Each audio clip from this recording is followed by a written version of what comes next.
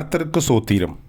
இன்றைய வேத வசனம் யாத்ராகமம் 34ஆம் அதிகாரம் 10ஆம் வசனம்.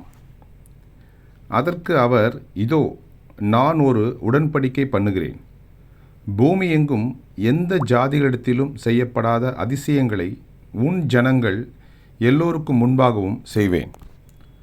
உன்னோட கூட இருக்கிற ஜனங்கள் எல்லோரும் கர்த்தருடைய செய்கைகளை காண்பார்கள். உன்னோட கூட இருந்து நான் செய்யும் காரியம் பயங்கரமாயிருக்கும். ஆமென். யாத்ராகமம் 34ஆம் அதிகாரம் 10ஆம் வசனம். கர்த்தர் உங்களை ஆசீர்வதிப்பாராக, உங்களோடு கூட இருப்பாராக. ஆமென்.